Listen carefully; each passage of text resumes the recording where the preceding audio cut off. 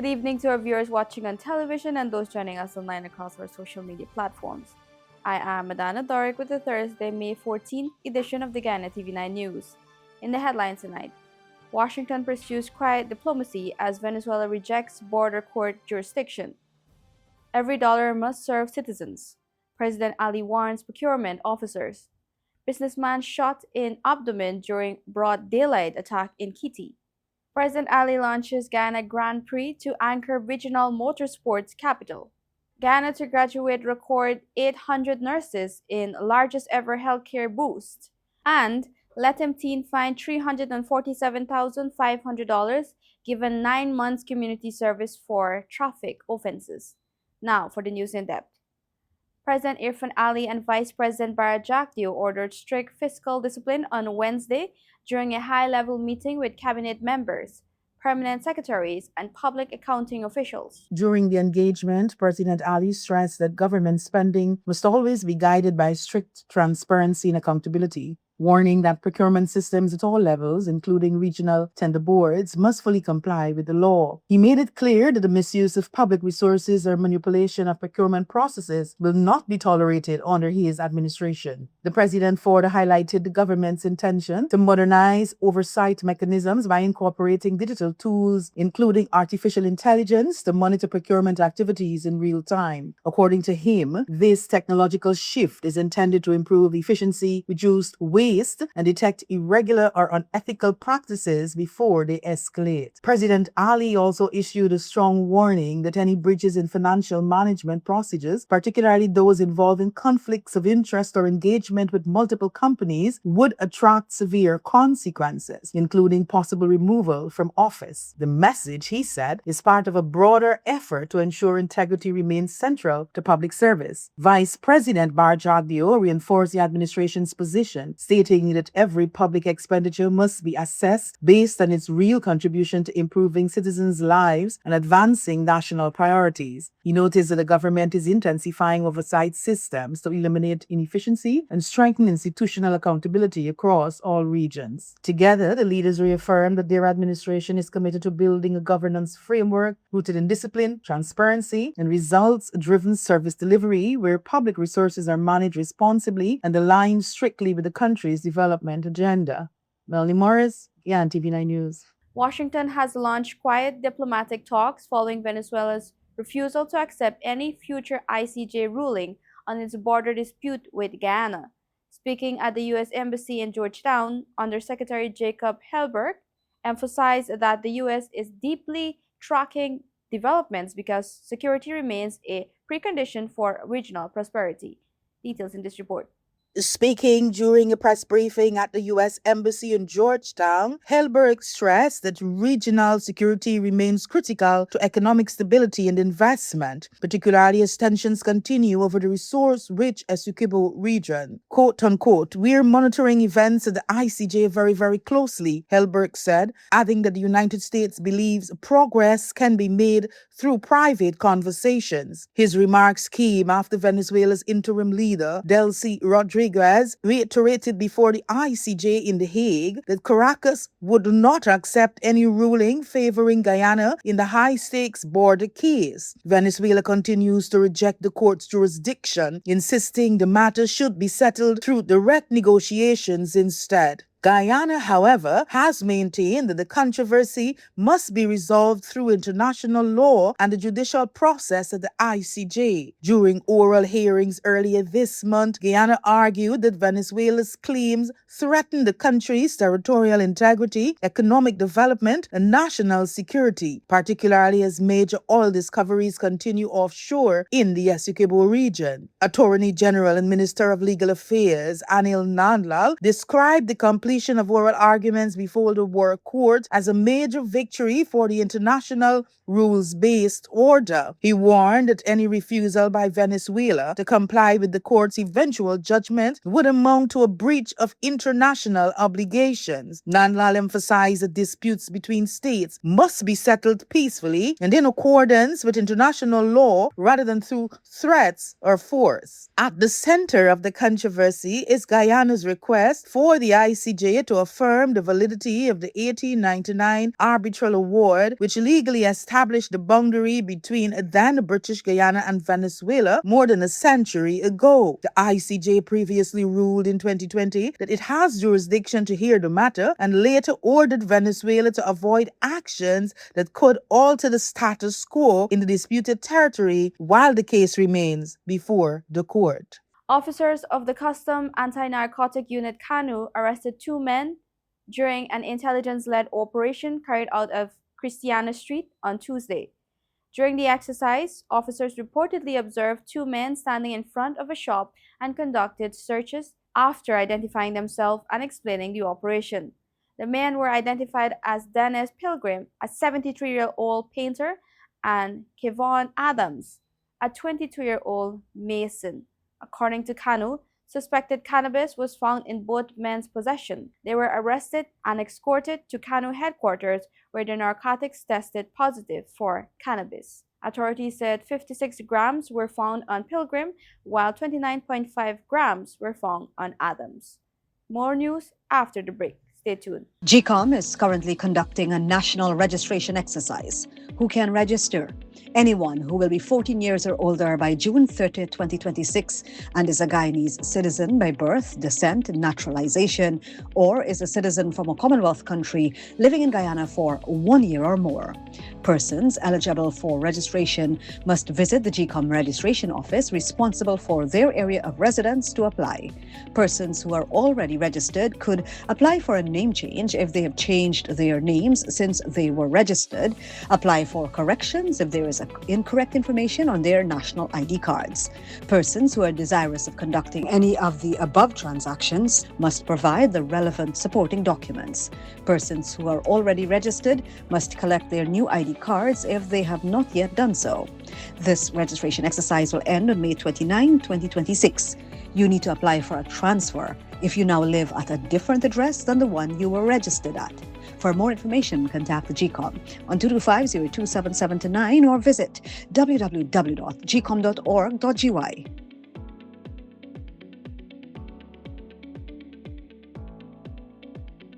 GCOM is currently conducting a national registration exercise. If you have moved to a new address since you were registered, you are required to update your address by applying for a transfer to ensure your address is accurate. Where to apply for a transfer? Visit the GCOM registration office responsible for your area of residence to apply for a transfer. When to apply for a transfer? You can apply to have your address updated during this national registration exercise. This registration exercise will end on May 29, 2026. The office hours for GCOM are: permanent registration offices open Monday to Thursdays from 8 to 12 hours and 13 to 16 hours 30, and on Fridays from 8 to 12 hours and 13 to 15 hours 30. The offices will be closed on weekends and holidays. For more information, contact the GCOM on 225-027729 or visit www.gcom.org.gy. This May 15th to the 17th, join us at the Guyana National Stadium for Guyana Festival, Sound, Soul, and Taste. Celebrate Guyana's Diamond Jubilee with 3 nights of vibrant arts, cultural exhibition, thrilling games, and mouth-watering local cuisine. Be part of history. One nation, one unforgettable experience. Don't miss it.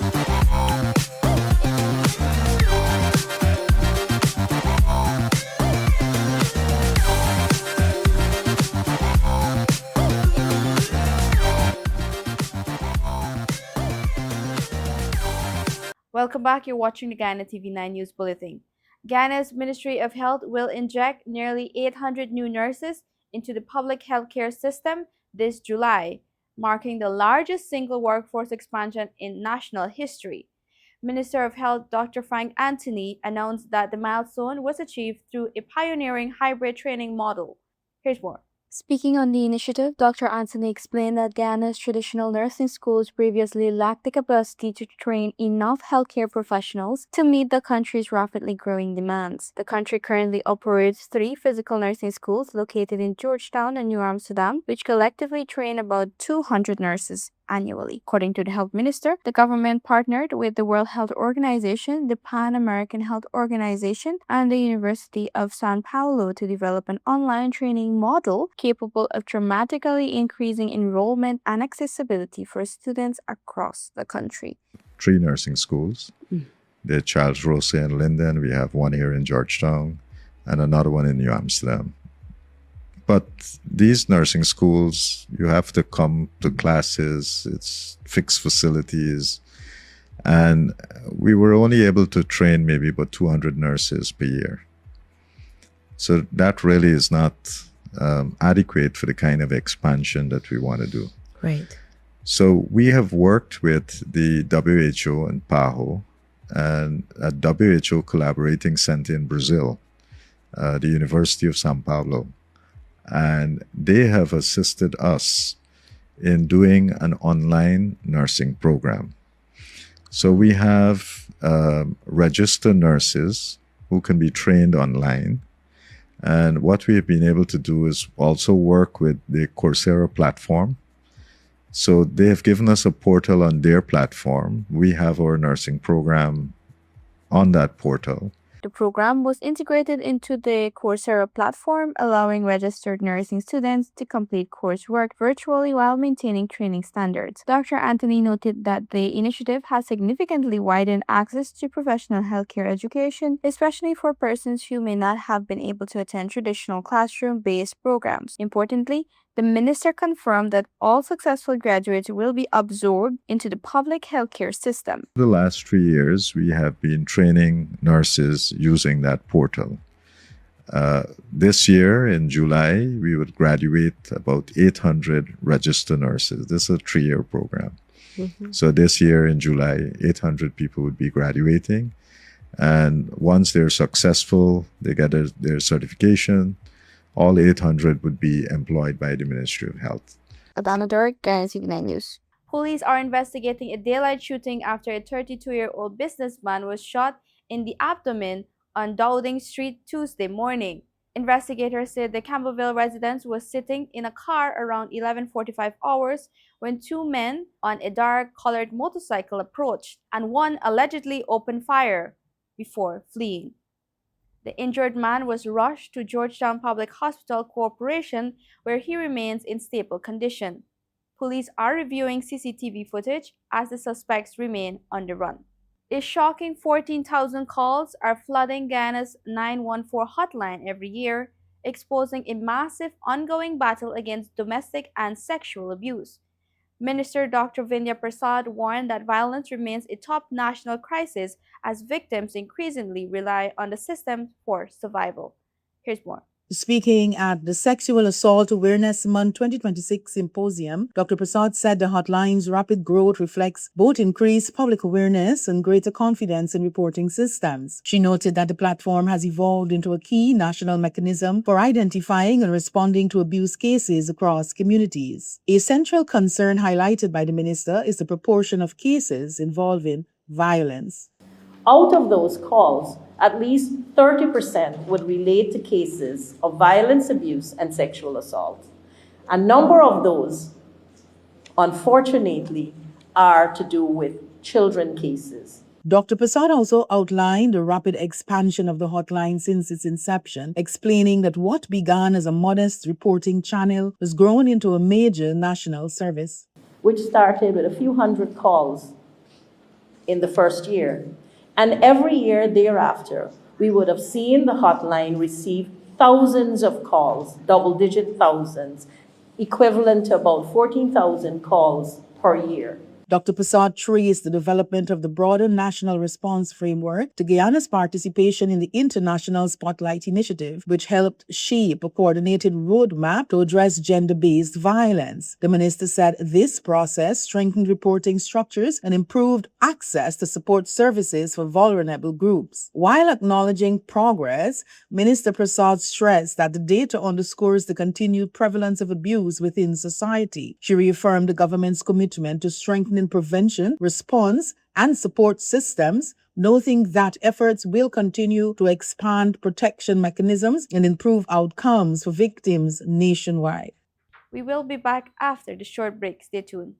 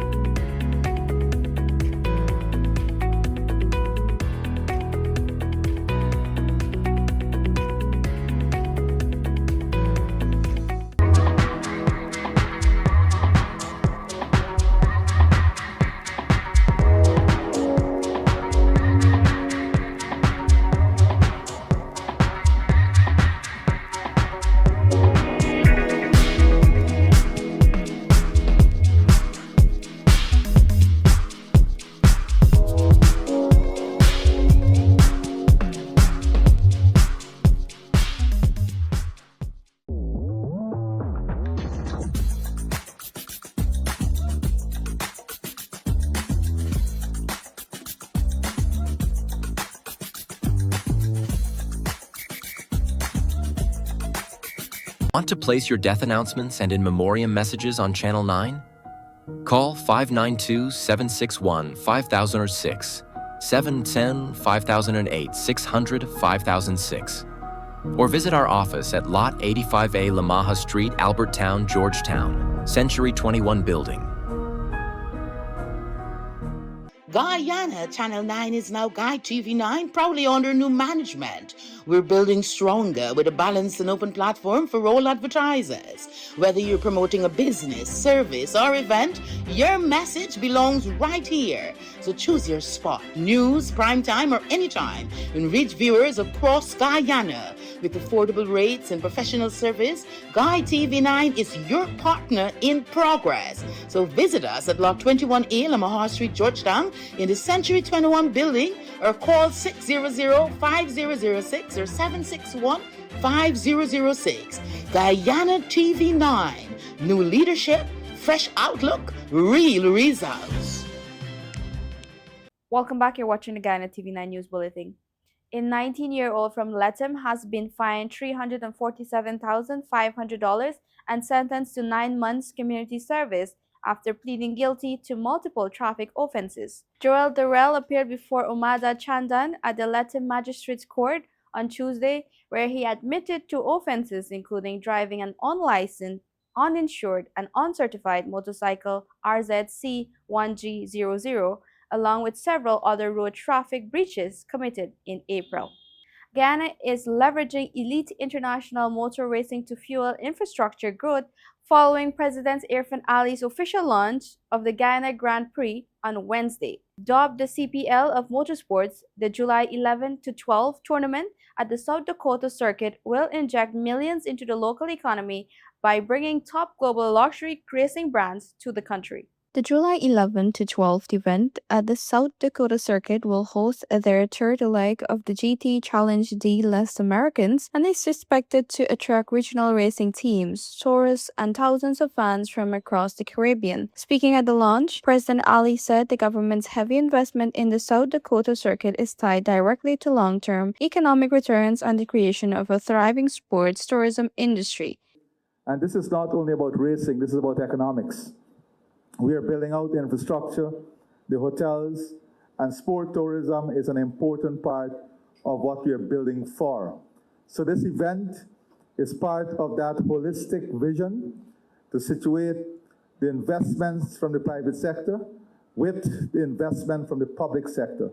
The head of state revealed that Ghana's long-term objective is to establish the GT series permanently in the country before eventually advancing towards hosting international recognized E1 races. We are building something here that is national in nature.